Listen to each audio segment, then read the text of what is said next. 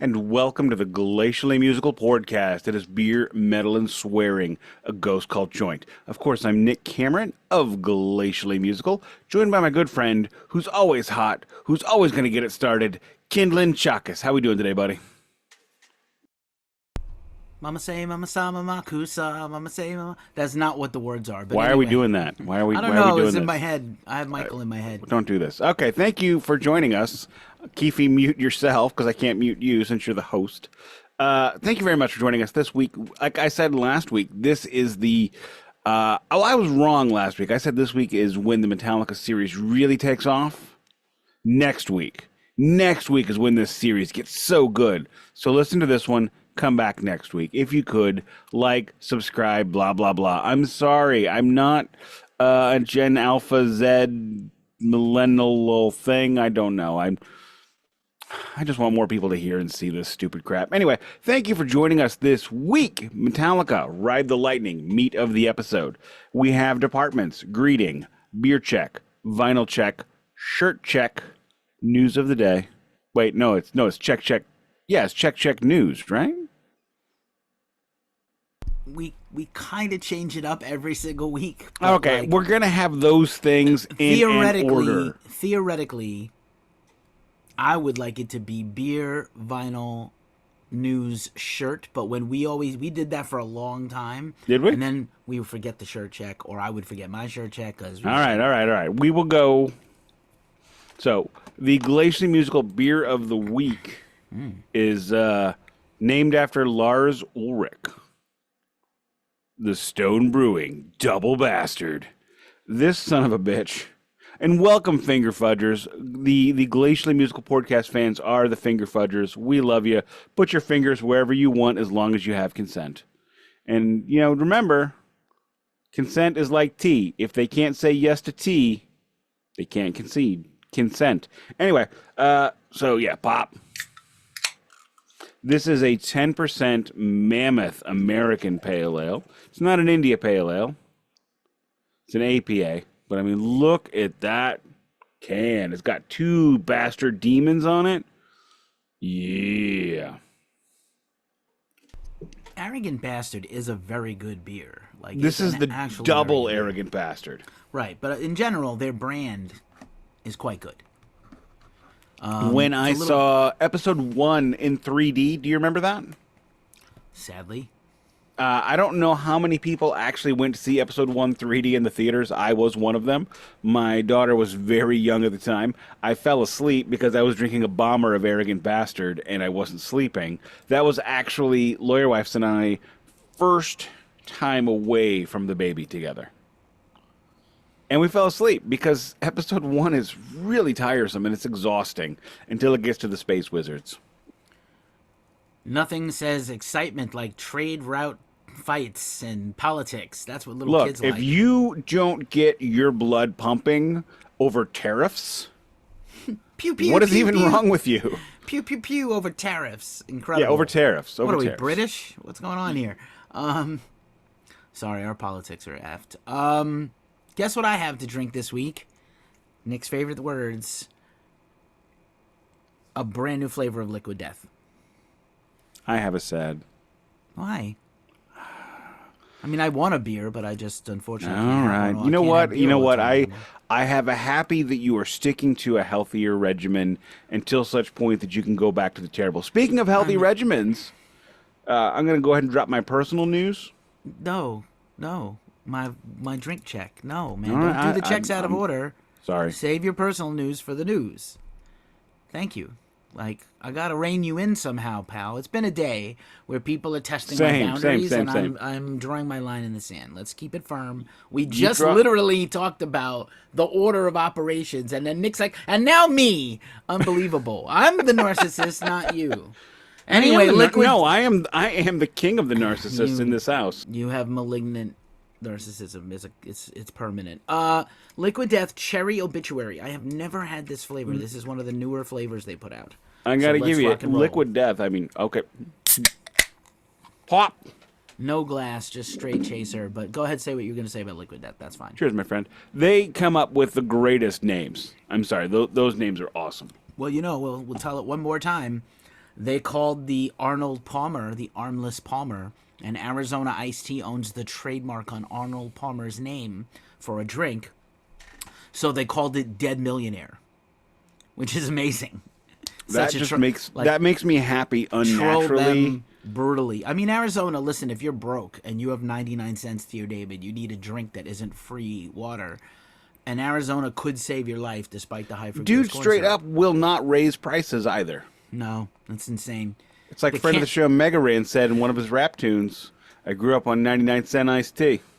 We had a thing in New York City called Quarter Waters. And they were little barrel fruit drinks that are probably full of poisonous chemicals, but they were a quarter. You get well, you know what's wrong with America right now? And now and later, and a Hostess Ding Dong or a 3-liter bottle. What's wrong with America? A 3-liter bottle of soda full of high fructose corn syrup and other horrible chemicals from Vest Soda is 79 cents. A gallon of milk, $3.50. So you do the math. All right, I'm gonna move on to my vinyl check. I got some cool stuff coming. Although with as backed up as I am, it's going to be a couple of months. I did and I'll mention this now because I've already done mine, even though I screwed up, because one of them is not a Japanese pressing. It's actually a UK pressing being sold to me from Japan, so I'm kind of pissed off. However, the yen is at historic lows, and every finger fudger who listens to this and does vinyl has got to know by now, I love the Japanese pressings. The Japanese pressings are the best pressings. Hands down, 100% is what it is. Being as the yen is at an all-time low, you can get really good pricing on Japanese records on Discogs, but you have to buy them from somebody selling them in yen, not dollars. So I made a deal. I think my deal was greased a little bit by the fact that I speak Japanese, and I could actually write out what I said in Japanese with the characters and the kanjis and the whatnot, because I'm a polyglot. But just so everybody knows, the smart way to do this is find one person with 3 records you want to buy. Because the yen is so low, shipping costs are cheaper too. So I got 3 records for $130. One of the records is a double and was much more expensive than the other 2. I will check these actually when they come in, since I'm referencing it. Hopefully I'll be able to check them next week, because I really want to do an A to B on one of them, because I upgraded a pressing on a record by one of our favorite bands. Is that Led Zeppelin? It is not Led Zeppelin. I don't think I'm going to upgrade my Led Zeppelin records to Japanese pressings. I just don't think it's worth it. But anyway, my vinyl check this week. Record 1. Lou Reed, Rock and Roll Animal. Drunken High is no way to make a live record. This album claims to have Sweet Jane, Heroin, White Light, White Heat, Lady Day, and Rock and Roll. I can neither confirm nor deny any of those songs being on this record, even though I have listened to it. Lou Reed was a whole vibe, man. And that vibe was heroin. Do you like Lou Reed? The early stuff and his new stuff, he's trying to be Bowie. He should just stick to being Lou. Lou should just be Lou.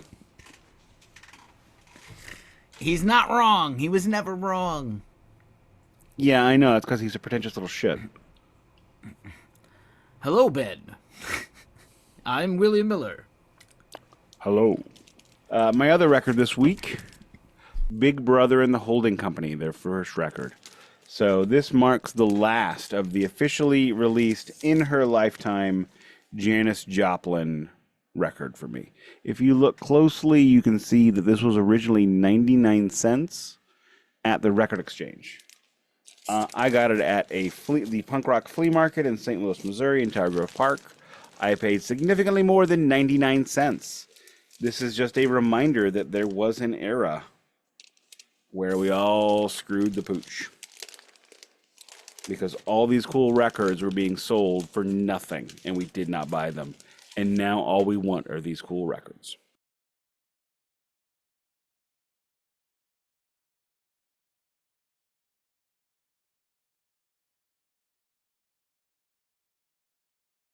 You all right over there? You got to pop the top. Did you have two? Yeah, I just got a deuce this week. Just a deuce? I have a deuce for the first time in a long time. I'm still on Record Store Day 2023. But I have two interesting records, and I'm seeing a pattern, and maybe you can help me expose this pattern. So the first record, as you know, my favorite hardcore band of all time is Gorilla Biscuits, and this was a Record Store Day purchase. We believe the same things, the demos and rare tracks 1986 to 1989, before their classic Start Today came out.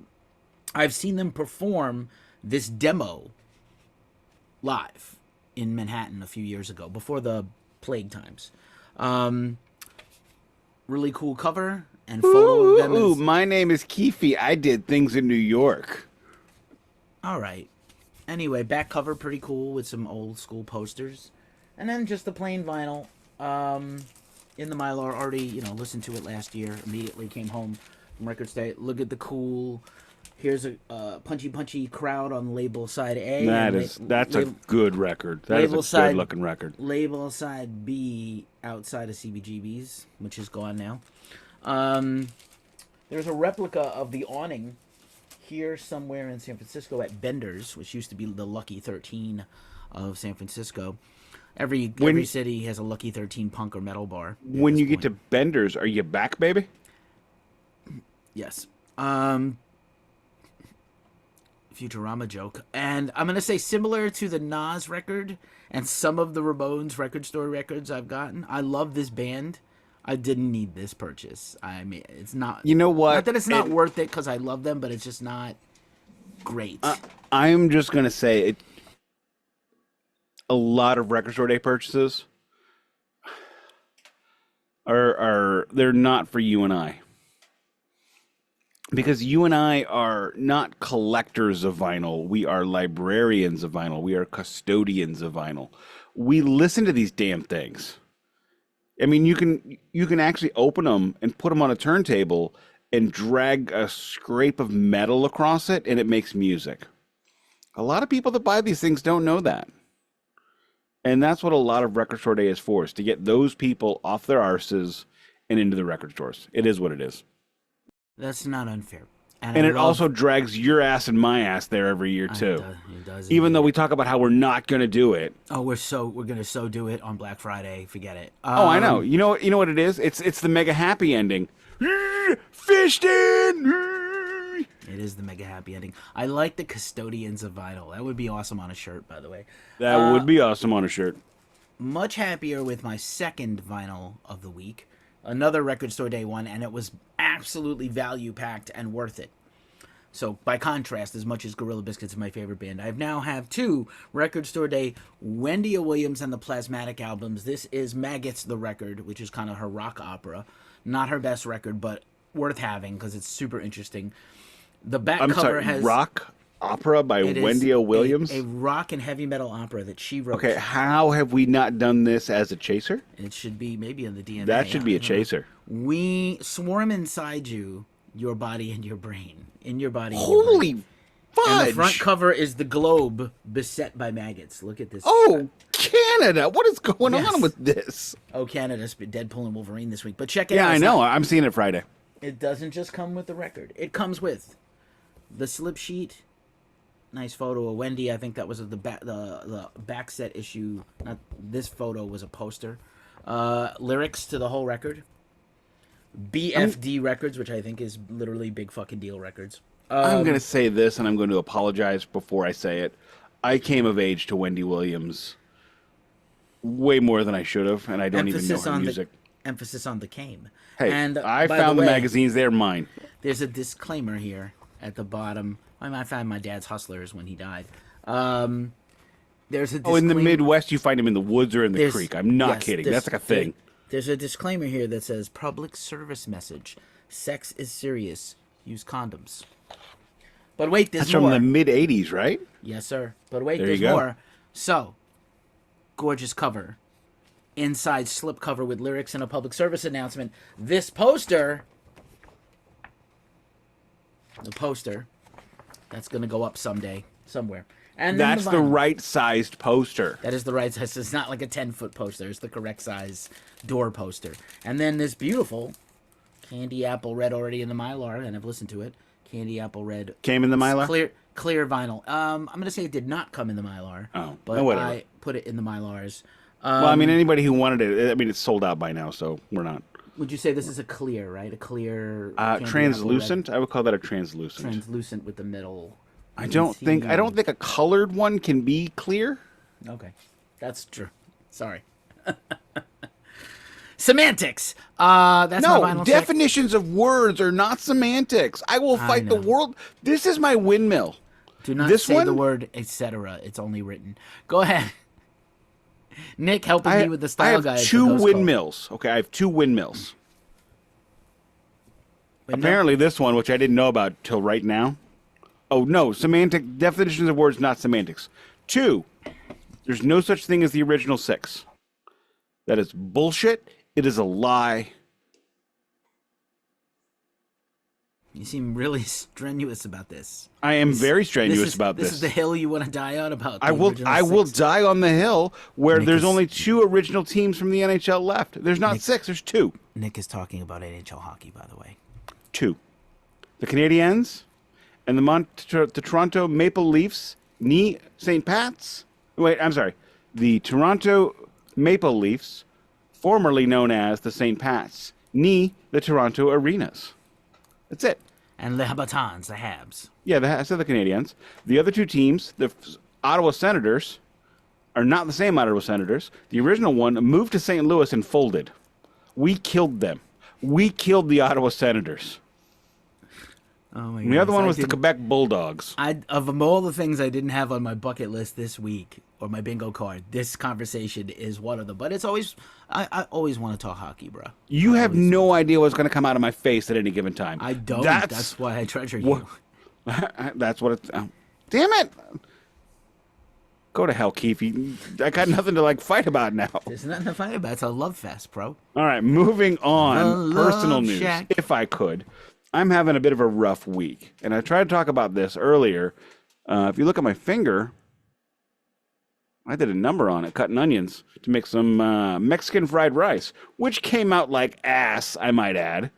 I cannot make brown rice, bro. I am bad at it. I should have made the white rice because the wife won't eat it anyway, and the brown rice is for her. But yeah, and last night, I don't even remember why I brought up the cut finger. I had a reason earlier, but you wouldn't let me drop it then. Now I forgot. Did you go to the hospital? I did. I went to urgent care the next day. Did you get stitches? And no. They said we... Food? What? Did you bleed in the food? No. Did you wipe off the knife after you cut yourself, before you cut more food? Did you put crazy glue on it like Flea? I had beers. Okay. And a glass of Japanese whiskey. Most accidents in the house involve Japanese whiskey. Involve avocados or bagels. Most people cut Holy themselves. Holy hell, what is up with me? Have I gone just straight up weeaboo this week? And it's the third me. Oh, I do Japanese. I'm Nick. I do Japanese things. Oh, watashi wa Nick desu. Next Nick's going to join TikTok and do the watashi ya sta. He's going to do the dance. I'm sure your kid knows about it, even if she's not on TikTok. No, we're not bringing that up. Moving on, the lawyer wife and I saw the Alanis Morissette Triple Moon Tour. Wade Wilson? No. Morgan Wade. Morgan Wade was the opener. We did not go. Joan Jett was the proper opener. She played 14 songs. I have now seen Joan Jett 2 times, and as much as I love her, as much as she is an icon, I am done seeing Joan Jett live on purpose.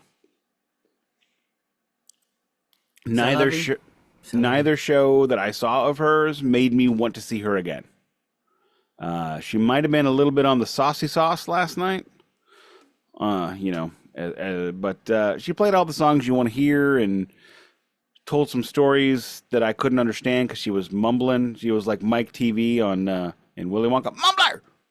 But other than that, I mean, she played 14 songs. Alanis comes out. Now, here's where it gets weird, right? I'm no fan of Alanis. I have PTSD from the metal wars of the 90s, right? And I even hated Stone Temple Pilots and Alice in Chains for decades because of it. I wouldn't even consider him. Although I listened to the... Did we ever do... Did we do Purple? We did Purple, right? We did Purple as a Chaser. Yeah, that's what I mean. Yeah, STP. I didn't realize how great they were. Anyway, I was hoping to have a similar revolution. I was hoping to have a similar revelation with Alanis. And I will say she is my 5th or 6th favorite actor from the Canadian sketch comedy show You Can't Do That on Television. At least my favorite replacement in the 7th season. I do remember her stamping on Alistair's feet. But other than that, but I love her as a human being. She is a wonderful person. She is an activist. She is a strong advocate for gender equality, and there was quite a bit of that in the show. She was great in, of course, the View Askew movies, but she was even better in Jay and Silent Bob Go Canadian. Or actually, no, I'm sorry. That was the fictional movie they were filming in the Degrassi 3-part episode, Jay and Bob Do Degrassi. And she plays the principal of Degrassi High School in the fictional movie. She plays herself playing the principal in a fictional movie in Degrassi. So she's wearing CCM hockey gloves, holding a Sherwood stick, wearing a deer stalker, and she goes, "So, you boys got kicked out of every high school in America, so you've come up to Canada to get your education. Well, you hosers, don't think you're going to have it easy. I will teach you the dual languages of my home and native land, and you will sing Oh Canada with full voice." And she does the whole thing, right? And when it's over, she goes into character as Alanis, and she goes, "Did I do it okay? Was it too subtle?" And I about peed. And the looks on her face, the expressions were that she was doing while she was doing it. And they might have been natural because they were almost like, why am I doing this? This is ludicrous. But it was just amazing. And there's ninjas. There are ninjas in Jay and Silent Bob Go Canadian, and I'm still angry at Kevin Smith that he didn't write the goddamn movie for real and put it out. I mean, he got to be in the Drake video where they went back to Degrassi. Still confused how little Jimmy is walking. I mean, he should have been in a wheelchair like Snoop Dogg and Murder Is the Case They Gave Me, but, whatever. So, I told you all that to fill time, but it's a good thing to tell you. So, Alanis played 25 songs last night. Now, I thought that was going to be a 2.5-hour show. 20 is 2 hours, typically. What I didn't know is that she wasn't going to chit-chat. She wasn't going to introduce the songs and have big clappy claps for her band. What she was going to do was come out, pull the steam whistle on the train, look at her stopwatch, and go. And that's how it was. She came out to Hand in My Pocket, and she just went. It wasn't a big stage show. There wasn't a big, she didn't say, give the whole speech about, "Oh, I love you. It's been so long since I've been here, eh? And, you in St. Louis, you've always been so kind to me. And this song's about Dave Coulier, eh?" It's actually not about Dave Coulier, just for the record. But she just went. It was like a ZZ Top show. It's 100% about Dave Coulier. Not about Dave Coulier. Everybody knows that song. You're talking about You Ought to Know. Of course. And it's 100% about him. And he was 25 and she was 15. Ah! And she wrote that song about him. Now, I'm going to just do one more thing related to Dave Coulier. Cut it out. Yes, exactly. Cut it out. Jesus Christ. What was the name of that show? Out of Control? Out of Control. It was Out of Control. It was not Out of Control. It was Full House. No. That was a rehash. Yes, I know. From his Canadian television show. Yes, I know. But actually it was a vehicle for John Stamos and the late, great Bob Saget. The Cut It Out came from his television show Out of Control. It was part of his stand-up in Canada. I'm aware, buddy. Then let me have this. Have it. Oh, wait, now I've gone full we a hoser? Good Lord. I love everything but America. I mean, we hate America, let's be honest. No, I hate what America has become. That is I a love fact. the idea of. The Anyway. idea of America is still wonderful. Correct. And we're going to get there. We're going to get it back. Anyway, so where was I? Keefy had told me that Alanis is quite the performer, puts on a hell of a show, and will give you your money's worth. I don't know how much we paid to be there. I do know I spent $40 just on shuttles. And yeah, it was worth that. But let me say another thing. The big thing I wanted to talk about, not about how amazing Alanis was, how Alanis brought out her daughter to sing Ironic with her, who wasn't as good as Train Jr., but much younger than Kid Train, so it's fine. It was adorable. It was adorable, like in that 8-year-old kind of way. Isn't it ironic?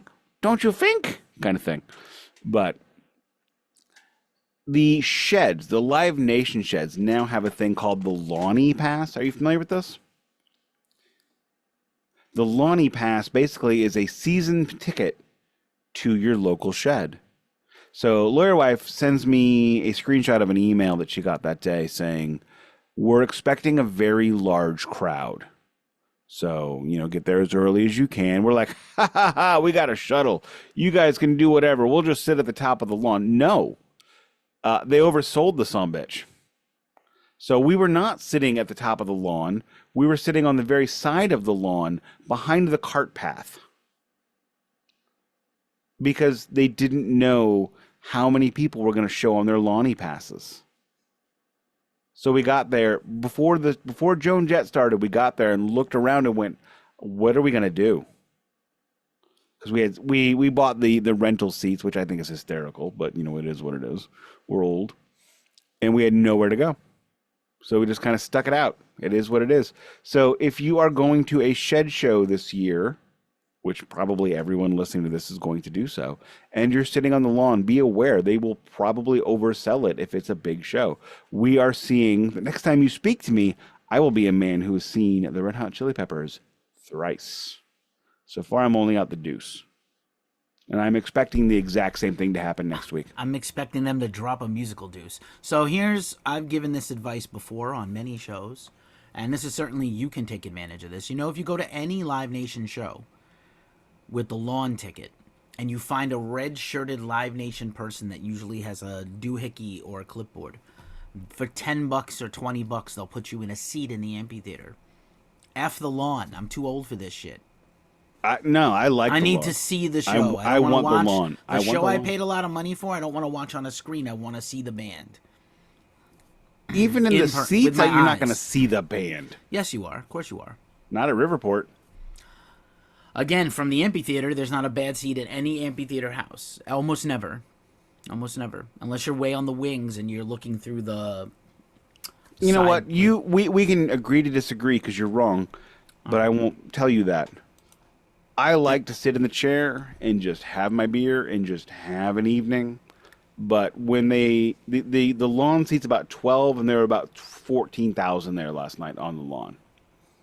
When that happens, it kind of sucks. And that is my news of the week, unless you want me to drop the video news that you sent me yesterday. Drop it like it's hot. Alrighty, Metallica was invited to what I presume was their record pressing plant. As we discussed last year, Metallica not only owns a singular record press in the Czech Republic, but they now own an entire plant in the United States. So it's called Furnace is the name of their factory. Furnace. That's a pretty sweet name. So any band who tells you they're good at business, if they're not Metallica, giggle at them and laugh in their face and spit in their throat. Because Metallica has done it. Choke me, daddy. Oh, sorry. I thought it was something else. You need a spanking? Get it from somebody else. I usually give the spankings, but okay. Okay, fair enough. Well, wow. Amtrak. Anywho, if somebody bumps on this show, we're off the rails. That's Boots Riley, by the way. So, where was I? So, Metallica, yeah, they actually own not only do they have their own label, but they have their own pressing plant. So, who gets the money when Metallica records a record? Metallica gets all the money. All of it. So, they released a video this week where Metallica was taught how to press a record. They went to their record plant, and they each made, all four of them made, a really cool splatter version of current podcast subject, Ride the Lightning. And Lars said he was going to give his away in a contest. We'll see if it actually happens. I will actually be quite upset if they don't release a pressing of it in this color. I would actually replace my black one with that because it looks so cool, and I yield my time. So I was gonna say I already have 2 copies of Ride the Lightning. I don't need a third. It is I got one. It's similar to this M72 splatter pattern, and I think they're doing all of them in new pressings. It's their month of giving. They launch a bunch of charity initiatives. They launched a new exhibition on their digital archive, The Black Box, about Cliff. A lot of Metallica stuff coming up as they get ready to hit the USA for their final M72 tour dates. They also announced their charity concert, Unplugged concert, later in the year. Maybe we'll both watch it and then review it because we love Metallica content. News check from me. This news hit just as we went to to record. Steve Pocaro, the legendary keyboard player and co-founder of Toto, has sold his publishing catalog, artist royalties, to Primary Wave, one of the big royalty houses. We've been talking a lot about this off and on the pod. This includes all of his Toto songs. He's pretty much co-written every song the band ever made, including their huge hits, Rosanna, Hold the Line, and Africa, as well as his contribution to Michael Jackson's Thriller, which might even be arguably the best song on the record, Human Nature, and other songs he wrote for other people. His entire stake in those songs is owned now by Primary Wave. We talked recently about Rolling Stone sold their catalog off. Queen sold their catalog off. Pink Floyd is pending, but it's like Springsteen sold his. But he's a billionaire Dylan, now. It was announced last week. He's in the bees. Yeah, he was in the bees before the sale of that stuff, or about to be in the bees, and then that pushed him over. Floyd's about to sell theirs. I really don't want to see Roger get a penny, but it is what it is. We'll see again in perpetuity if these things make back the money. So the idea is you buy something. If you're a Primary Wave, you're giving money to an artist. I don't know how much the Toto stuff sold for. Probably not a B. Not 300. I would imagine million. a quarter of a B. I would think maybe a quarter of a B because Rosanna and Africa, yeah, and his stake in Michael Jackson, those are worth a lot of money by themselves. Africa's the biggest hit song of the 80s, arguably. Human Nature is the best or second best song on all of Thriller and the best well-known song. And I don't know if Africa is the biggest hit of the 80s, but it is probably one of the few songs in the 80s that has made it out and doesn't sound cringy or awful. No. And we can all go, oh, that song's so cute. Weezer did it. I love the singing on Rosanna. I'm not going to like. Rosanna's actually a better song than Africa. Is that on 4? Is that on Toto 4? I think they're both on Toto 4. Just for I know Africa's. For the record, Toto 4, if you can get an original pressing of it, that is one of the records that you should own, that everyone should own. Yeah. To show everyone how good records can sound. I also want to do Toto, the Hold the Line record. As a chaser or something. I love Hold the Line, dude. I put that Toto record up against Boston, Aerosmith, ZZ Top, a lot of American rock bands for that era. I would put that early Toto rock lineup against anything. So that's interesting. Making faces. So again, proofs in the pudding. Let's do the album. Listen to the album. You were right about Queen. Most of these records not that good. Go listen to our Queen series. And your memory of the Queen albums is much better than they really are. Straight up. Even though they have hits upon hits, most of those records are not all the way through good. I believe Queen is actually in the process of selling theirs as well. They did. I think they did already. Brian and Roger and John and the estate of Freddie, which is still owned by his late best friend Mary. What's her face? You're my best friend. Anyway. What else is going on in the world of the rocks and the metals? We had Incarceration Fest this past weekend. Mastodon and Lamb of God, 2 bands Nick does not like, but I'm going to force him to do a series on one of them soon. soon. Why do you hate me? I don't hate you. I love you, but I want you to love what I love. Why do you? Okay, are we in the good place or the bad place? Okay, place. Ted Danson. Kerry King is opening for Mastodon and Lamb of God, and basically same set list he's been doing. Kerry King's solo project is opening. I'd like to see that. For Mastodon and Lamb of God. I assume at some point Kerry King will do a headline tour later this year or early next year. He's done a handful of headline dates. I can't imagine him headlining, but... Well, I mean, in a club, in a theater. Even in a club, I think he can draw like a couple of thousand people to a show. It's Kerry King. He's going to A play... couple thousand? 6... No. Yeah, why not? He's going to play like 6 or 7 Slayer songs. He could draw 200. All right. No, he can do better. There is such diminishing... Okay. Ace Frehley of Kiss couldn't draw shit. Ace Frehley sucks and Kerry King doesn't. It's that simple. Ace Frehley sucks now. He didn't suck then, and he still couldn't draw shit. Still kind of sucks. Anyway. A guitar player cannot draw flies. It's not a Kerry King thing. It's an everybody thing. All right. I think you're not... Did you listen to that record? I listened to a couple songs. You can read my review. You can read a review of that record on our website, and you can watch my review. I'll link it here in the video. You can watch my review. You need a knob polish. You need a little. Sometimes I've had a tough couple of weeks. I mean, like you need to get the steel off that trailer hitch. I haven't seen my female friend in a while, so you know the tank is full and not empty. So you know what I'm saying. Anyway, and if there is anything better than the sexual innuendo of Basketball with Jenny McCarthy and the man from U.N.C.L.E. whose name I forget. What a weird reference that is. Oh my God. The man from U.N.C.L.E. and Jenny. He was the man from U.N.C.L.E. Basketball. I know, but Jesus. I don't know his name, but he's like, let's lay some carpet. So they show Jenny McCarthy. Yeah. And then she's like, you're actually laying down. I mean, it's literally so taaking funny. down carpet. Yeah, I guess that's funny. With knee pads She kind of sucks, and I don't ever like talking about her. I hate her, but I love that.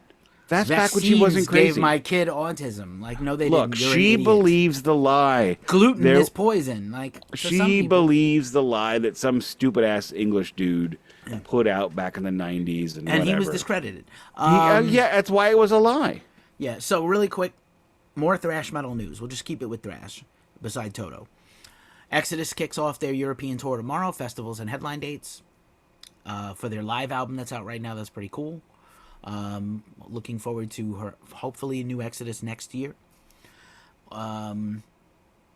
Also, the Kings of Thrash are in Australia. That is Jeff Young Metallica? and David Ellefson, the Kings of Thrash band of former Megadeth people. I did not realize that was the name of the... Oh, my God, really? That's what they went with? I think they went back and forth between Masters of Thrash or Kings of Thrash, and they settled on Kings of Thrash with a very kingly looking... Okay, look, if it's going to be Kings of Thrash and Kerry King's not involved... No. I mean, that writes itself. It's stupid, but it writes itself. He didn't want to even put his own name on it. He wanted to call it Rain in Hell or something, and his people were like, no, put your name on it, dude. That's my God, that's even worse. I don't know. And then we've frequently talked about Jay Weinberg being kicked out of Slipknot, now currently the drummer of Infectious Grooves and and Suicidal. And he was asked in an interview, are you ready to talk about the firing? And he was like, I have a therapist that helps with that. I am not ready to talk publicly about what happened. So he's pretty broken up about it. And I said, he didn't know till he saw the Instagram post that he was fired. My suggestion for him... This is just Nick talking. You do you. I'm going to do me. But if I'm him and he has access now, I would call Sarsipius.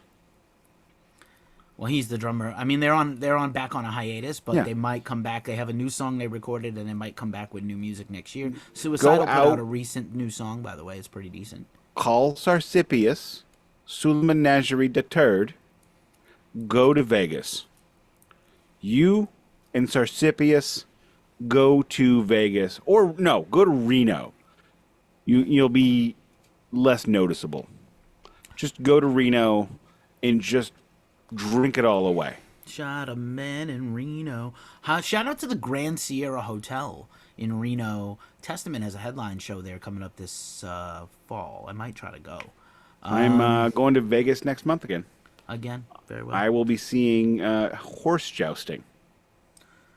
Oh, Excalibur. I hope you're not staying there. I am staying there. Oh, God. Is it awful? It's good to visit, not to stay. That's just whatever. They do have a steakhouse there that's decently rated. I'm not going to that steakhouse. I'm going to the steakhouse on Fremont Street. Oh, the famous one? Yeah, we already got reservations. That's the only way you can get in. Yeah. Well, I made the reservations in March. Yeah, you have to. Okay. Yeah. The Golden Steer. The Golden Steer. No, that's not where we're going. We're going somewhere else. But it's an old timey like Vegas place. If somebody does not bust out a cigar while we're in there, I'm gonna demand to get my meal for free. I want that old timey. All right. I'm done with the news check. Shall we shirt check and get on there? Shirt check. I'm wearing the ramen red panda. Sushi red panda, pardon. Sumimasen. Panda akai desu. Nick will not hesitate to jump into Japanese whenever possible. Descendants, Milo, good shirt here. Been in a punk funny story. Funny story about the Descendants. I think I told you this off air. So my kid asked me 2 weeks ago, can I go to my friend's house to watch the Descendant movie? And my response to her was, you don't even like All.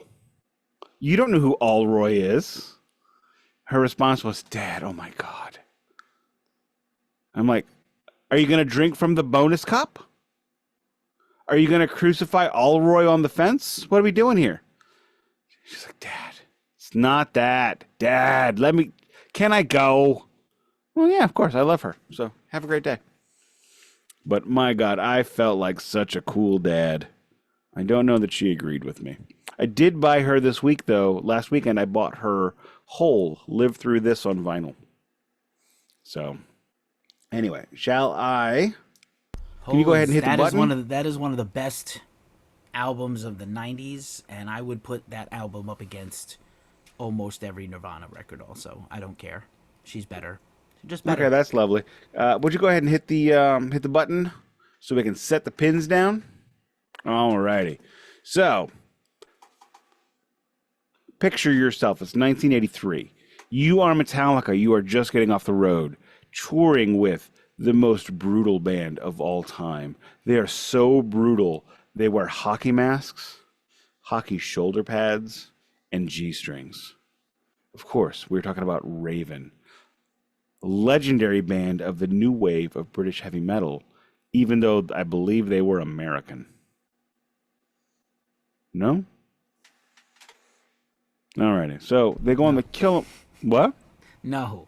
Oh my God! It'd be so funny if they were American. That'd be like the best thing ever. Did you ever see what's the Rainn Wilson movie about him playing drums and he gets kicked out of his band and then they become like super famous and shitty and they adopt English accents? Oh my God, that's awesome. We need to watch this. The only Rainn Wilson movie I've seen is the Weird Al movie. So we're coming up on our on the 200th episode of this podcast, and I think for the 200th episode we should live stream. Okay. And watch a movie. We can't, we're not going to get monetized for ages anyway. Watch a movie, live stream us drinking beers, watching the movie, and commenting live. I think that would actually draw a crowd and be interesting. Well, if there's one thing that draws a crowd, it's a crowd. Right. Nothing draws... Which, speaking of, I'm seeing Soul Asylum this year. Anywho, moving on. So, Metallica does their tour. And...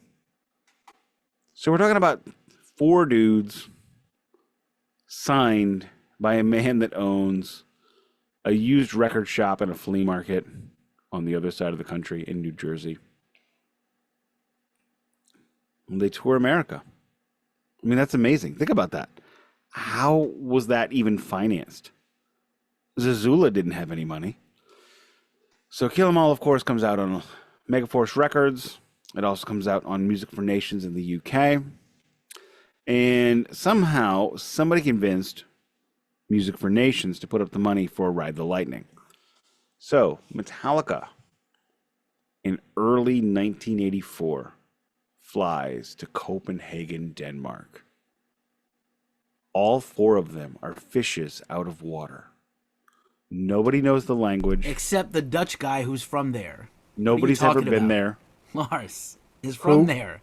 Lars is Danish. He's from really? there. Are you being funny? I can't tell. I'm being hysterical. Oh, God. Okay. Oh, my God. Play it straight, bro. Is my deadpan too good? I've had. So they're in Copenhagen, Denmark. Keefy. Who else is from Copenhagen, Denmark? Friend to the show, King Diamond. Friend of the show, King Diamond. And my also, personal. I believe Volbeat also. Okay, we are way before Volbeat, like decades. So, but yes, my best friend, King Diamond, is also from Copenhagen. So as Metallica is recording Ride the Lightning, they become friends with Merciful Fate. And I'm going to say, as a fan of both bands, not enough came of this. They missed out on a lot of cool collaboration possibilities. But Music for Nations fronts the recording budget. Music for Nations fronts the demo budget. I believe they recorded their demos in Europe as well.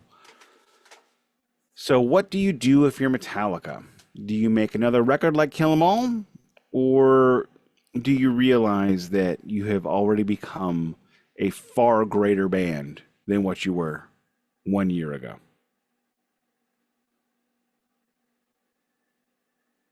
Is this not a rhetorical question? It is a rhetorical question. Oh, I was doing a dramatic pause. Alrighty. Keefy, go ahead and give us the list of 1984. Is it my time? When's it gonna be my time, Lord? When's it gonna be my time? When, Lord, when? When's it gonna be my time? By the way, you mentioned View Askew earlier. Today is Malcolm Ingram's birthday. I don't know if you know who Malcolm Ingram is. Directed some of those Degrassi episodes Kevin wrote. He also filmed a film in the View Askew universe in between Clerks and Mallrats that has a lot of the Mallrats cast. Which one? What's the name of it? Cat Drawing Flies. Oh, no, that came between Mallrats and Chasing Amy. Maybe. It has Joey Lauren Adams. It has Jason Lee. It has Muse. Smith has I have it on DVD, which is probably kind of valuable now. Well, happy birthday, Malcolm. That, and just for the record, that movie takes a turn. Does. I mean, he's a very edgy filmmaker, even compared to Kevin. Scott Mosier in a diaper with a giant pacifier screaming. I mean, I don't even know where that came from. Alrighty. Albums that also came out in 1984 that are metal. I'm going to give the, if I say up, I got it. Alright. Power Slave Maiden. Got. Last in Line Dio. Got. Stay Hungry, Twisted Sister. Got. Also, 84, Don't Break the Oath, Merciful Fate. Need. Out of the Cellar, Rat. Keep going. I have it. Okay. Rising Force, Fuck Yngwie Malmsteen. Got. I got a Keishi promo. Psalm 9, Trouble. Hang on. Give me a pause here.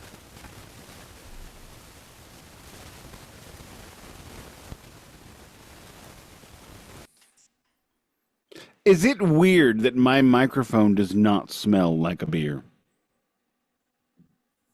Does the piano sound like a carnival? Yeah, fuck yeah. All right, I'm going to try to whip through this. Go. Other albums that came out in 1984, rock and metal contemporaries of Ride the Lightning. Perfect Strangers, Deep Purple, great record.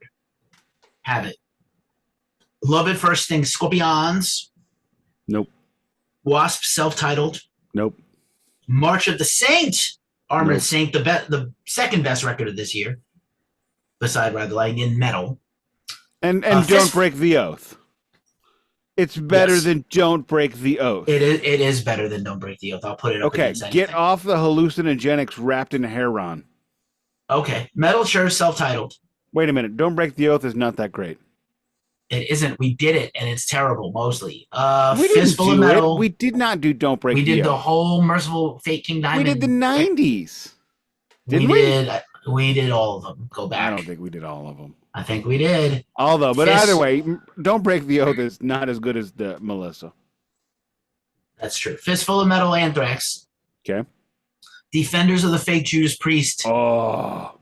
Good record, but kind of better in your memory than the actual songs. I just peed on my desk in happiness. Okay. Hail to England, Manowar, horrible. Ugh. A terrible band. Well, The Warning, Queensryche, good beginning.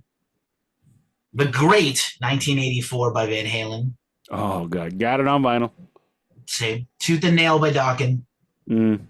And another one I have on vinyl, War and Pain by Voivod. Here's a few more. Sarathungal, King of the Dead. At War with Satan, Venom. Not as good as the earlier one. No. Slide I It think In, Venom was Whitesnake. only good for one record, if I'm being honest. It's entirely possible. Slide It In, Whitesnake, not that great. Nope. Sabotage, Dungeons Are Calling. Yeah. Burning the Witches, Warlock. Don't know that one. You do. Night Unbroken, Fate's Warning, decent. A record that is good from the new album era, Morbid Tales, Celtic Frost. Whatever happened to Celtic Frost? Is it true? Whatever happened to Celtic Frost? I like Celtic Frosted Flakes. How about you? Bathory. Not as good as King of the King. Bathory, self-titled, classic. Ooh, nice. Early black metal. An Mm. actual black metal record that is black metal. Not just named it. Gates to Purgatory, Running Wild, solid. Animalized Kiss. Oh, now you want to talk about an abject classic? Probably the record after this one. And we'll do two more. This is Spinal Tap. Yeah, there we go. I told you the next one after Animalized. Yeah, No Remorse, Motorhead. Yeah. Eye for an Eye, Corrosion of Conformity, solid, I have it. Haunting the Chapel, Slayer. I don't count that as an EP. Although Captor of Sin is my favorite, absolute favorite pre-Seasons in the Abyss Slayer. And the self-titled debut album by New Jersey and Philadelphia's favorite sons, Bon Jovi. John Bon Jovi or Bon Jovi? John Bon Jovi, later known as Bon Jovi. She's a little runaway. So there's a lot of, and Spinal Tap came out that year. Like there's a lot of records. It's not just a lot, but it's a lot of quality, a lot of classic-y. I mean, that's a year. This is definitely the first year there are multiple official thrash metal records, though. Slayer, Anthrax, and Metallica all at the same time. And a few others that could qualify. Voivod's for War and Pain is a thrash record. Metal Church's records, thrash, heavy metal. Armored Saints, more heavy metal than thrash at this point. Is Merciful Fate thrash? I'm not sure. You tell me. You know what? I have never figured out where they fit. Same with King Diamond. I've never, later I heard them called pagan metal. That's also true. Maybe we should, when we bring on a guest, if they are fans of King Diamond and Merciful Fate, we should ask that should be that should be the first question of every guest we have from now on ever. Welcome to the show. What subgenre is King Diamond, Merciful Fate? If they don't have an answer, they're out. We're just done. Oh, I don't know about that's mean. That is real mean. So I feel like we went to these records a little soon. So I am going to just point out that even though they were given a friendly rate and had some money to do Ride the Lightning, Lars was Lars, man. He was in charge and wanted him to go to Europe to make this record. But it costs a lot of money for a band to go to Europe for a few months. Yeah, Europe. Broke-ass dudes in Europe. But anyway. Didn't they just hang out at his parents' house? Oh, wait, no, they moved to America. They're in America. Sorry. So, what house did they live in? They stayed in hotels or grandparents? No.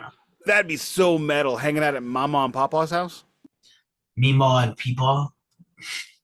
It's the Midwest. Anyway. Here. Mama, Papa. Yeah. Okay, it's not Mima. That's a southern thing. That's southern. Southeast.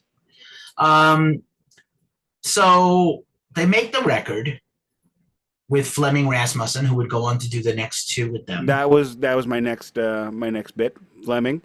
Thank you, Flemming Rasmussen. If you want to talk about an engineer that I feel like he is just as responsible for the Metallica sound as anybody in the band. For better or worse, depending on the record.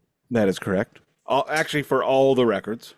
Well, I think Injustice for All is going to take a special explanation. But I'm still not satisfied with it. I am.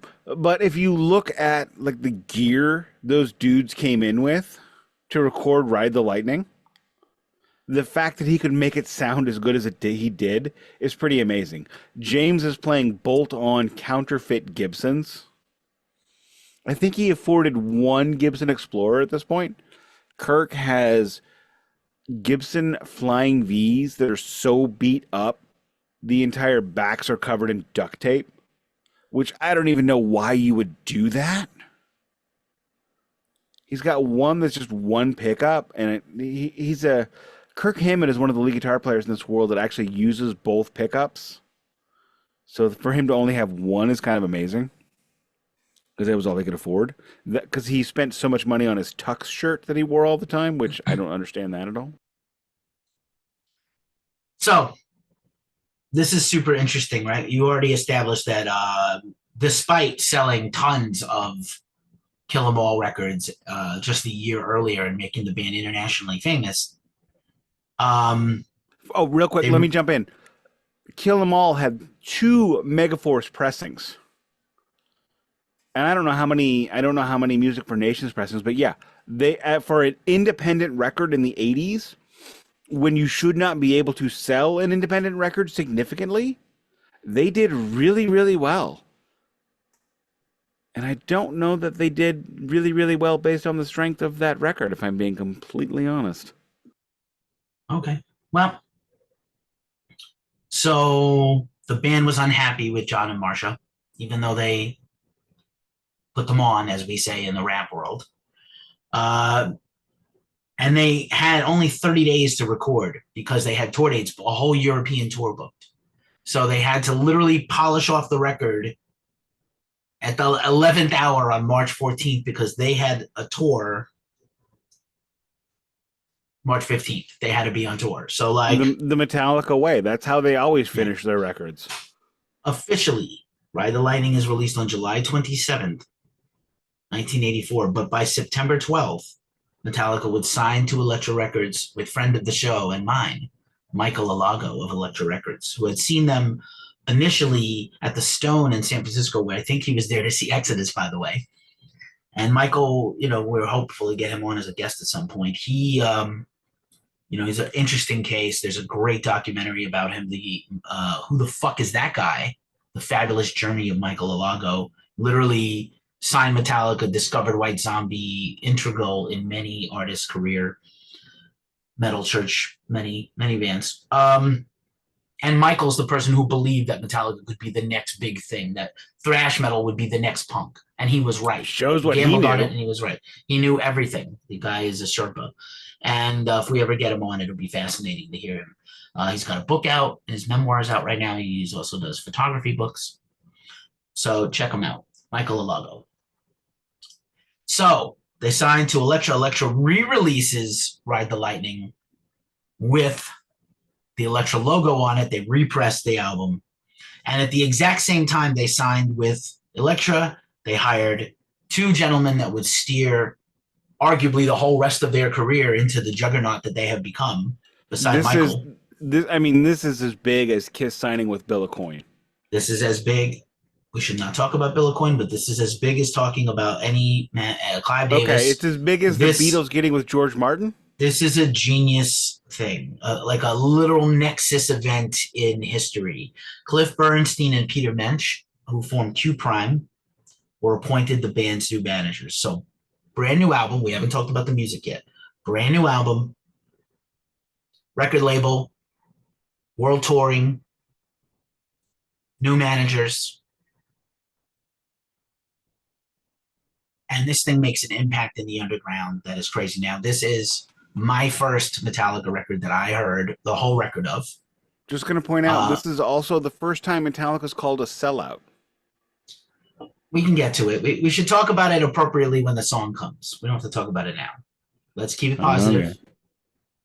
This is arguably I think that is positive. I think this is it makes me giggle because Metallica's always called a sellout. Like every record they do. Yeah. Well, there's a reason why. This is my favorite Metallica record, so I'm not going to deny that I'm biased. It's arguably got the best songs of any Metallica record, the most best songs. We can fight about it. You can get mad about it. We will. You can get mad about it. They don't really have a perfect album except the next one, but anyway. Justice. This is theoretically the last. No, Justice is not a perfect record. It sounds like ass.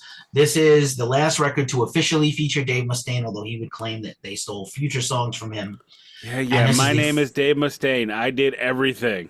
This is the first, well, similar to me, this is the first album that features the actual co-writing credits for Kirk Hammett, who just this week was like, I still feel guilty about quitting Exodus, but I should have took all my riff ideas with me and my songs that they kept.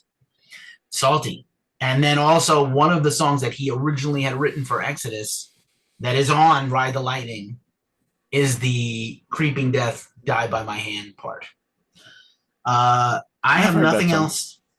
You might have heard it. It is my favorite Metallica song to this day. And I'll just say, by the way, shout out to my best friend, Curtis Dunlap, the progenitor of the shubba-lub phrase that we have used mercilessly here on the pod. New subscriber on YouTube. Might be, yeah. He's responsible. So if he's going to watch this, he is responsible for shubba-lub in the lexicon. And literally, I heard this record at his house. He had like a relative pass away and leave him a box of CDs.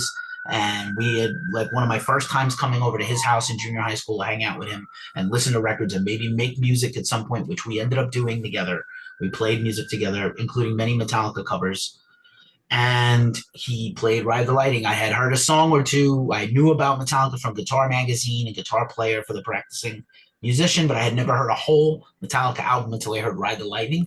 And their next record would be the first one I heard in real time. So this record comes out in 84. I was aware of it, but I hadn't heard the whole thing. This was actually my first Metallica record as well, but years later. In living in the Midwest, we didn't get the, things didn't hit us as quickly as it did on the coasts, especially with a band like Metallica, bi-coastal, all the business, right? But I got this at the used record store in Edwardsville, Illinois. I traded two cassettes for it. And this is one of the first albums I ever had on cassette, CD, and vinyl. Not all at the same time. But with that, I'm just going to throw out a couple of little things before we do a track-by-track rope shooting, boot scooting boogie on this stuff on side one and half of side two. Everyone got involved in the songwriting. There are two Mustaine co-write credits, the last track and the second track. This is when the Metallica formula coalesces into a thing. Speed track, title track, mid-tempo track, ballad. And we get that on the next three records.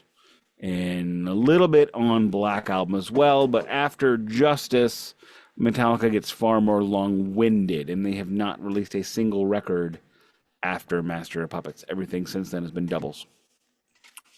So you continue to do this. You just get my goat every time, man. You and I are gonna never agree on this.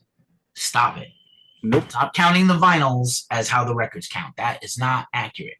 Count record by length. Over 40 minutes is more than. An EP is now considered 35 to 40 minutes. Back in the 80s, a record was 30 minutes. Only somebody high considers an EP 40 minutes. I have insanity. So here's the thing. I'm the editor of a website, and we review hundreds of records a year. You are retired from website writing, except when you write for me, and you have this podcast. I see the records that get dropped on us that are called EPs. And because they're splits with other bands, because of whatever they are, because digital records can be longer now than a physical format. Yeah, a digital record can be 18 hours. It can be that damn Bell Witch record, which is one song for 2.5 hours. This is not the hill for you to die on. I will die. No, this is my third hill.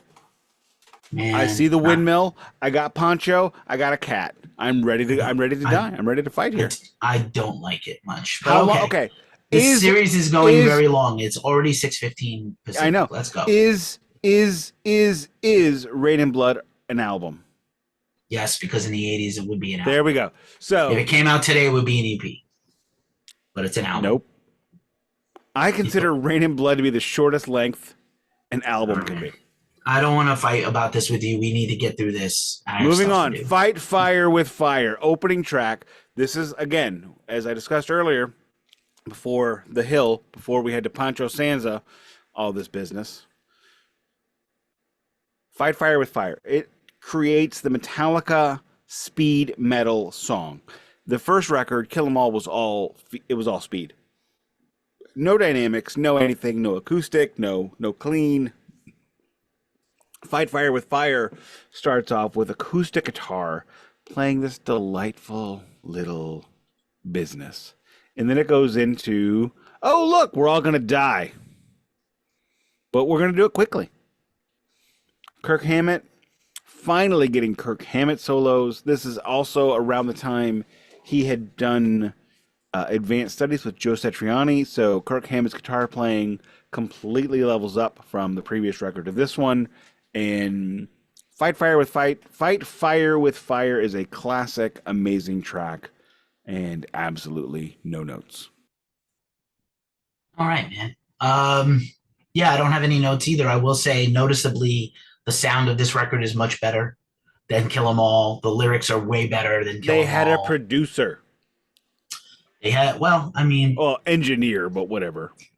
They had a producer on the first record too. I think this record is made by the producer on the first record was Johnny Z. No, the producer is Carl from the Rods. But okay, we did this last week. But anyway, yes, he's a producer, but it's not the same. It's a record made by metal people that know what metal records are supposed to sound like. That's why it sounds so good. There's a lot of double tracks. It's the first. It's pretty killer when you hear this song, even to this day. It's a pretty great song. And again, like, even just elevated, like, immediately, this is a much better band than the last record. Completely much better band. This is a different band than the last record. The fact that Burton didn't have the ability to put his stamp on the songs is what makes this wholly different. I don't think Kirk is what levels this up. I think it's Cliff. Cliff being able to, work out his own business. Moving on to the title track, which track 2 becomes the Metallica title track for the rest of the time they have one, which only 2 more records after this. Ride the Lightning. You want to talk about a wonderful, ominous, dissonant opening. The I can't do it, but the dissonance of the intro of Ride the Lightning creates the feeling of extreme discomfort that they're going for. That's what this song is about. This song is about knowing you're at the end. And my God, that's actually something I've always wondered about. How does it feel to know you're dying momentarily? Can't imagine. Cannot imagine. I just want to be taken out by an anvil without anybody letting me know ahead of time. Whew, discomfort. Amazing song. Yeah. It's the performances here again are great. The only thing I would complain about, and it has nothing to do with anything other than we had not achieved technology yet. We don't really hear Lars's bass drum very well. The technology of recording the double kick did not really exist yet. We don't get that for another 5 or 6 years. Fair enough. Any other thoughts on this track? No, I mean, this track always made me think that perhaps James was a bit more liberal than he is. Rather than him, it wasn't as much an indictment of capital punishment like I had hoped, as much as it was, wonder what that feels like.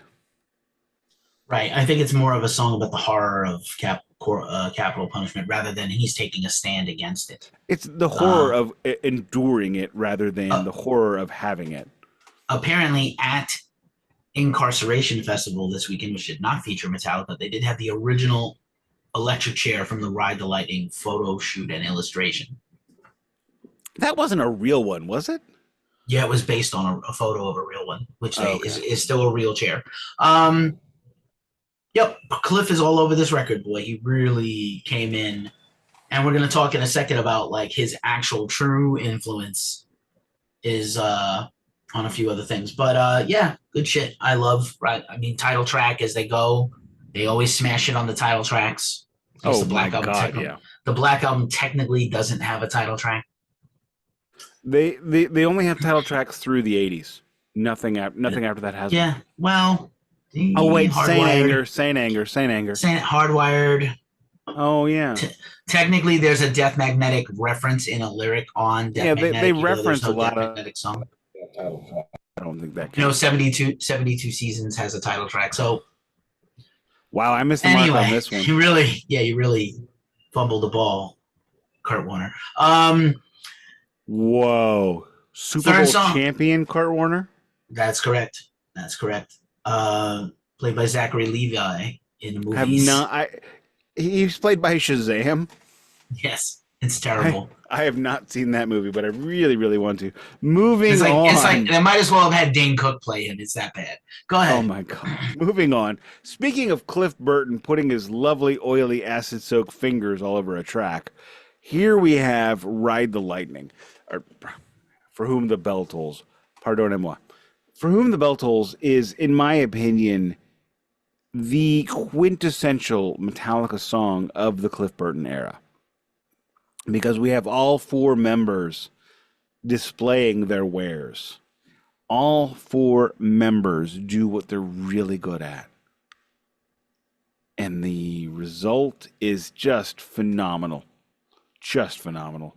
And Jason Newsted and Robert Trujillo have both really held the tradition of that song in the succeeding 35 years. And big props to them for doing so. So here's a fun Keefy fact about For Whom the Bell Tolls. You know, Cliff is one of my heroes. I play bass because of him in a part with a few other people, Geezer and John Paul Jones and a few other people.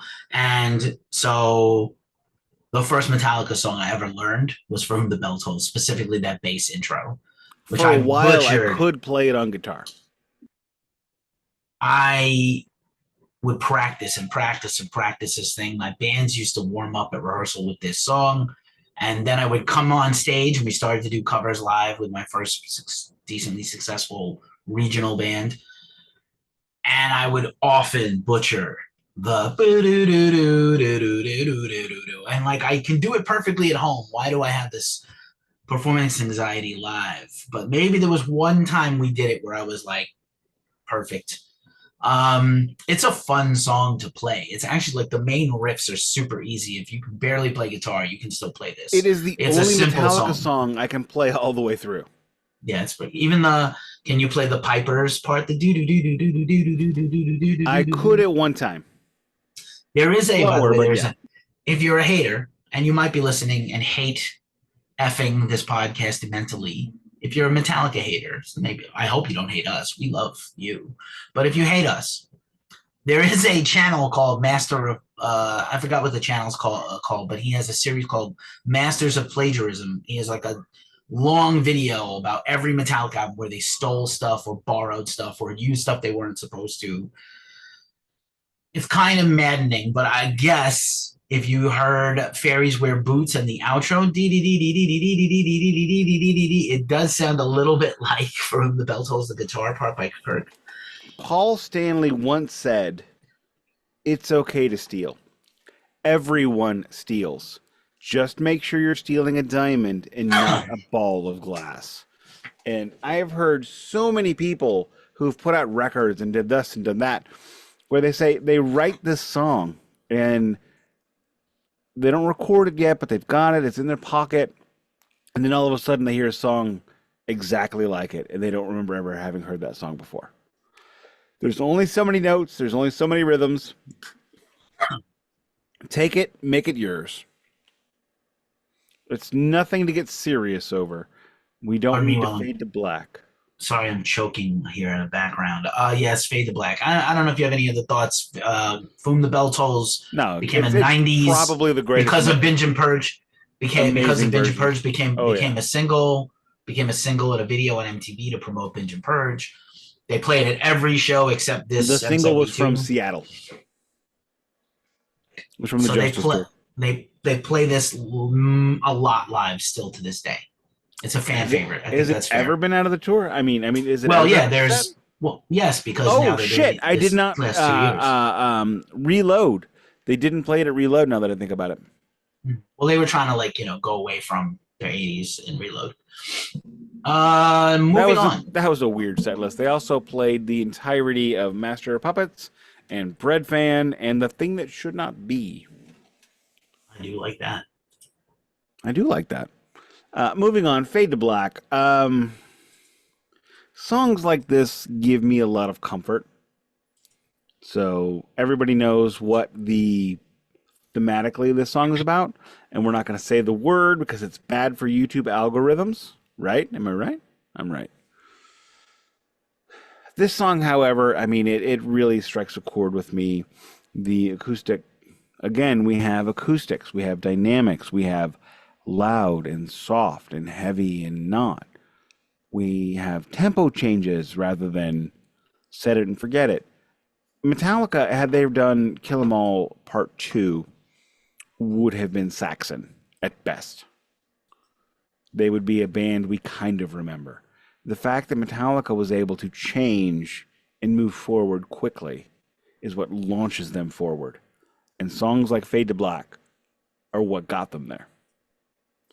And now, when Kirk plays the Gibson Les Paul that he used to play this song on the Justice and Black tours is now a Gibson exclusive that you can purchase a copy of. However, now when he plays this song, Kirk Hammett plays it on a $10 million 59 Les Paul, the Greenie Les Paul, which has now been owned by Peter Green, Gary Moore, and Kirk Hammett. That guitar is probably actually worth probably $20 million now because of those three dudes. Crazy. I know what it's like when I hop to it when my woman wants something. So Fade to Black is one of the most obvious sources of plagiarism by Metallica. I don't know if you know, the ending riff of Fade, the next to last riff of Fade to Black is a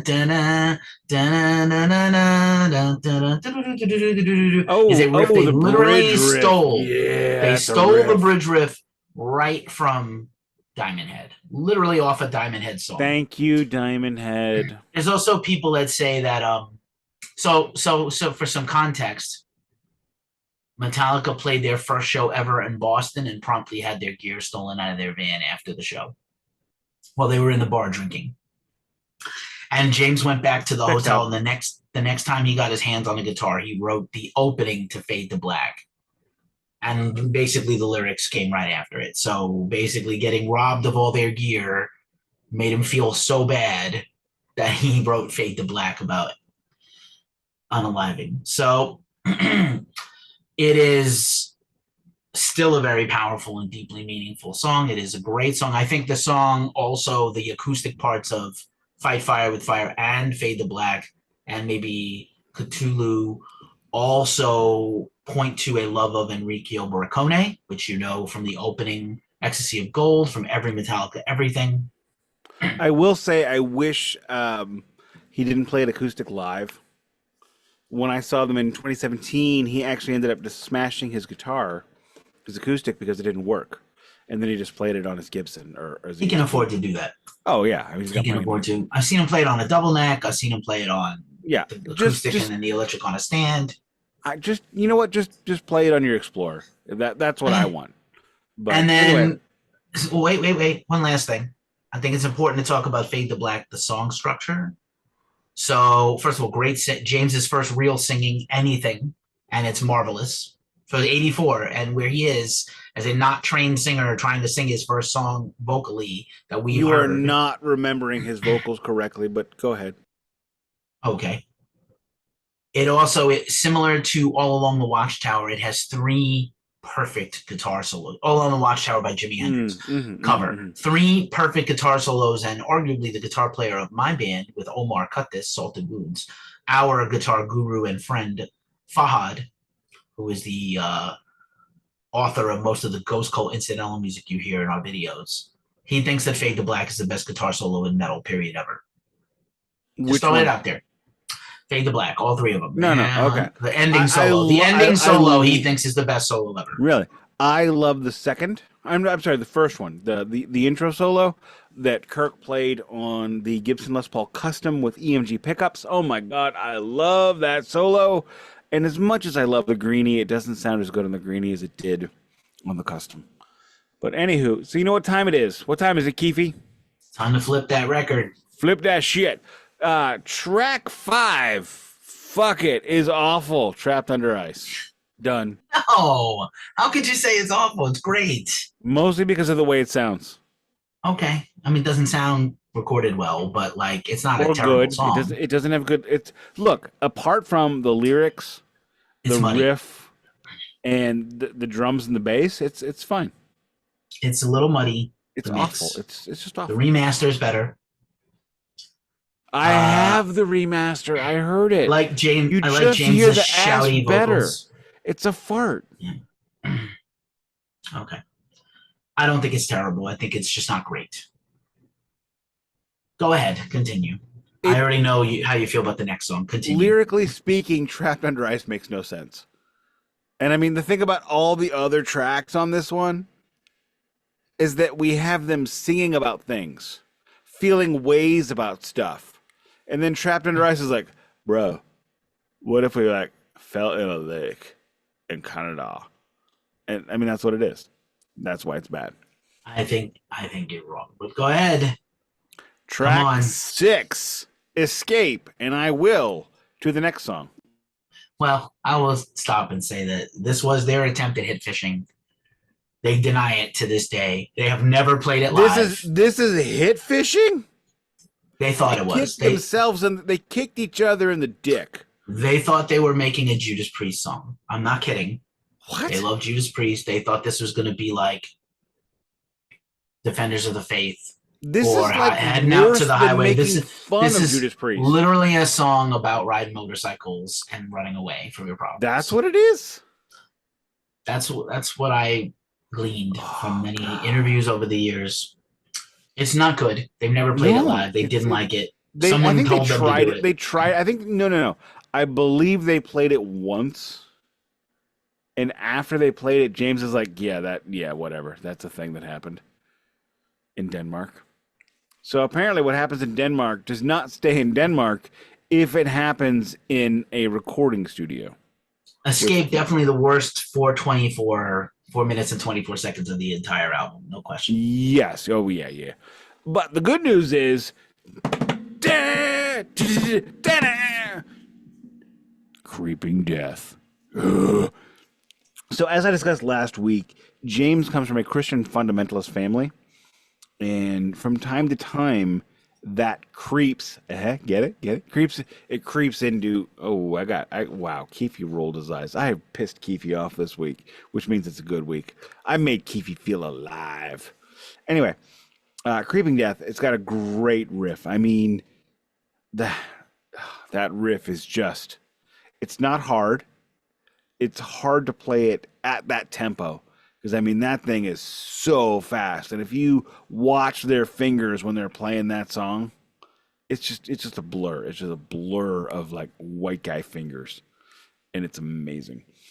It's got great solos. It's got great lyrics. I mean, here we are. We have a band that went from singing about wearing leather and spikes 6 months ago.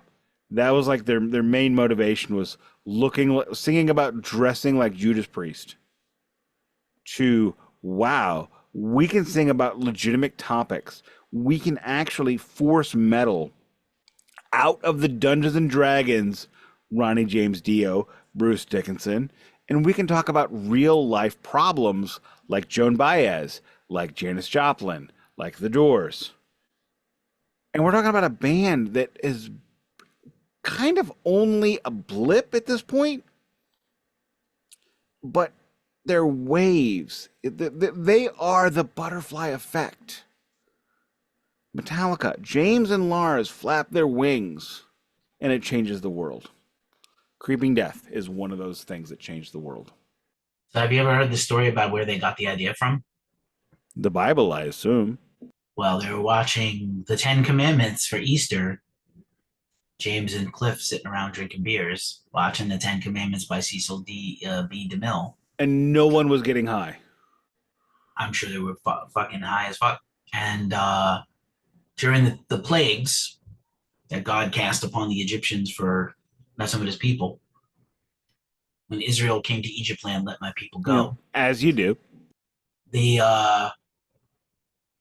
literally Cliff looks at the screen and goes, "Dude, look, creeping death." And that's how the song was born. And they literally took the story. Song was born, a song about the 10th plague. Ah, the 10th plague. And plague. Tell someone you're the Metatron, and they look at you blankly.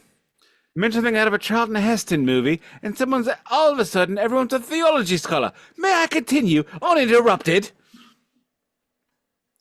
I don't even remember where it's going with that. That's a great Rest in power, quote. Alan Rickman. It is absolutely great. Alan Rickman's entire performance in Dogma is flawless. That is the signature Alan Rickman to me. So, second fun story about my teenagehood. Was raised in Judaism, not religious anymore, pretty much an atheist. I don't think there's anything when we go. We could have a soul, but I don't think it goes anywhere. So my grandmother calls my house during Passover. Passover, not the most religious holiday, but it's a holiday. It's a thing that happens every year. And I'm playing bass in the background. Lamb's blood painted doors? Yes. And my grandmother's like, what is that sound? And my mom said, Keith is practicing his bass guitar. She's like, it's Passover. You shouldn't be playing bass. No, that's a different holiday. That's much more sacrosanct. Why are you? So like I was working at the time in a bagel store in the West Village. And we used to get candy. Bagel store. Bagel store. Hill. Yeah, I used to work there. And so I took a label off of one of the food products that said kosher for Passover and slapped it onto my headstock, and it's still there to this day on my retired autographed by Metallica bass guitar. But anyway, nonetheless, I digress. I explained to my grandmother and my mom, I played Creeping Death for her, and I was like, this song is literally about the Jews. And my mom was into it. She was like, that's pretty cool. Are they Jewish? I was like, not in the least at all. No one is. No one in metal is Jewish at this time. Well, that's a fun story. I think so. Great song. Still my favorite Metallica song. Creeping Death from the Binge and Purge box set. Flawless. When Keefy and I saw Metallica the second time, I think it was. I think they opened, or it was like the second. No, it was like the second song. I think it was the second song of the night. They played Creeping Death, and Keefy looks at me and he goes, "Ready to go? I'm done. I got it all. I got all I need." I got all I need every time I hear Creeping Death, bro. And I'm like, I was hoping for another 15 or so, but you know what? Yeah, we stayed. We stayed till the beginning of Enter Sandman and left. Yeah, when Enter Sandman hits in the encore, bro, I am hitting the trail. I'm hitting the bricks. I'm hitting that old dusty trail. I have heard the entering of the Sandman so many times. I just want to shave my balls and put it in my face. Wow, I don't know where that came from. Okie dokie. Final song on the album. Proper. I don't know what to do except the segue. Call of Cthulhu, the proper pronunciation if you are a Lovecraftian person. I love that Metallica loves Lovecraft without like talking about it. Yeah, of course. And it was Cliff that also was the Lovecraft guy. And so checks out. Call of Cthulhu, even though later on he says Cthulhu is waiting in another song 20, 30 years later. Call of Cthulhu is co-written by every member of the band, is an epic instrumental. This would not be their last, but certainly their first instrumental. I guess technically Anesthesia Pulling Teeth is also an instrumental. Yeah, I guess. But this is a true band-written instrumental, including riffs from Mustaine, which you can kind of hear. The dissonant riff, the climbing riff is obviously Dave. You can always tell Dave's riffs. They're always and it's something they still play to this day. We saw them play it. And you weren't too thrilled. I was thrilled. I don't like instrumentals live. You said that. It just doesn't work for me. I mean, a concert for me is the coming together of all the thousands of us, and part of that is based on the lyrics. But you know what? Call of Cthulhu is just it's amazing, and it's another one of those songs where we have all of Metallica showcasing. There's a James guitar solo. We got a Cliff bass solo. Obviously, Kirk is wanking all over this thing as hard as he can. And then you got Lars being Lars. And it's, you know what? Might be my favorite Metallica's instrumental, honestly. Fair enough. I also want to say, because I A-B'd the first two records quite a lot back in the day and now, I think one of the fun things about Kill 'Em All is like, it's such a raw band that they don't really know how to start or end a song. A lot It's of a raw bands make bar? it. That's not what I said. I'm being Most funny. bands don't know how to start or end a song. And so in Kill 'Em All, it's usually like a Bow to the Phantom Lord, Rave Up, or it's a Rave In, like Hit the Lights, or it's just like they don't really know how to end a song. And Completely true. except for Escape, all these songs have a beginning, a middle, and an end point as compositions that is pleasing to the fan They do and lose shows it. maturity. They lose a bit of the endings because everything, all of the endings become going But again, is forward. that on the record or live? You got to separate your memory of Metallica live from this record. I love Metallica live more than Metallica studio, Yeah, most people. which is why I like the Garage Days records better, which is why I like Lulu better. Hate me if you must, but that's true. Hey, unfortunately, this is the only thing I hate about you.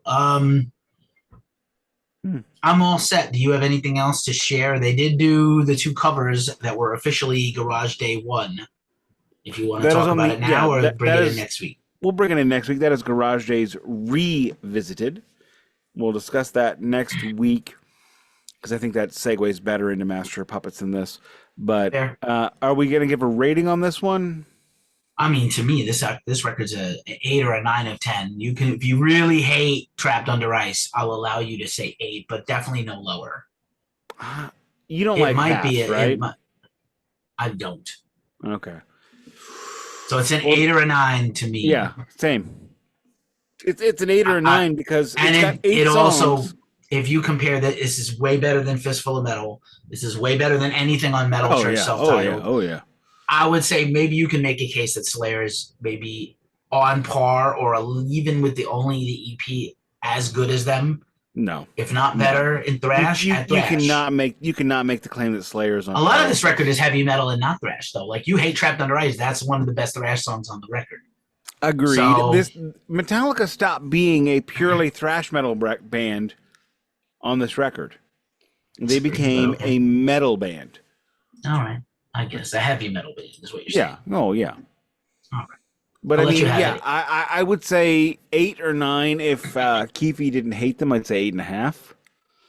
Slight ding on Trapped Under Ice, slight ding on Escape, but the other 6 songs out of 8 are fucking phenomenal. I mean, these are just bangers. I mean, Iron Maiden would kill to have this many bangers on one record. They have a lot of 30-30-30s. This record is definitely like a 50-50 or Metallica even a doesn't have 60-40. Metallica does not have many 30-30-30s. They got 50-50s in the 90s, as we discussed. But I mean, that's what the thing about Metallica. What makes them so much better is they are a band where everyone contributes, but they don't lack cohesion because one person takes all those things and turns them into a new thing. Lars Ulrich is the MVP of Metallica, and no one can convince me because Lars Ulrich sifts through all these riffs. And as Kirk Hammett put it in Year and a Half of Life Metallica, that might only be the 3rd time I'd ever heard a riff that I played. But Lars took it and turned it into a song. I will say that That's Lars doesn't get enough credit. He not only crafts the set list for every show because he has to for what he can play. fair. Lars has named almost every Metallica song himself. He literally guides the presence of the band and the direction of the band. Sequencing was mostly him and James's domain the whole career. I know people love to shit on him. I know he's a dick of a dude, and he's made some very public mistakes with the band that he's in charge of. Correct. But you have to give this guy his just due. You have to. Correct. Completely. I will say forever, Lars is the MVP. All right, fair enough. Man, take us home. Please do. I was actually gonna say, please take us home. I'm going on 2 hours. I'm really tired. I'm hungry, and I want to go to bingo and maybe drink a beer. I want to go out with my wife. All right.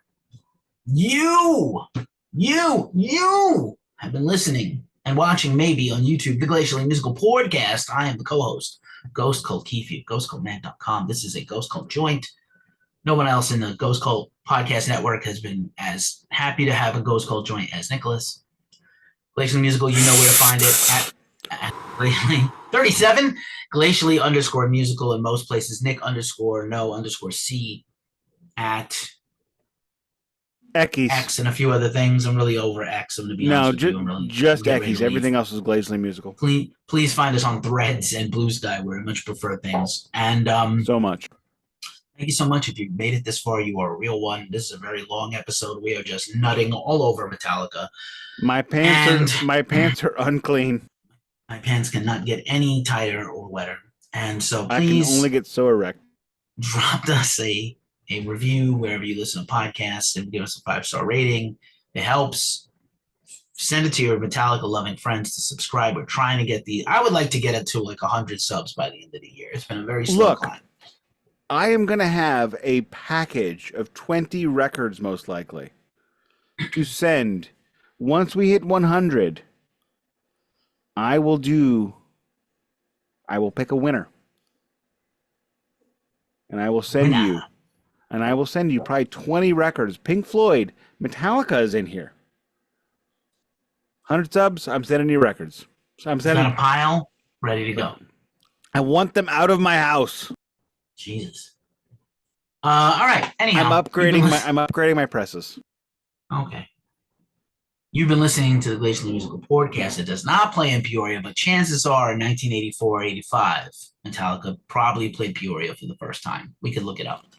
And was protested by Christian Scientists. You think so? That early? No, totally not. No, definitely not. All right. Peace.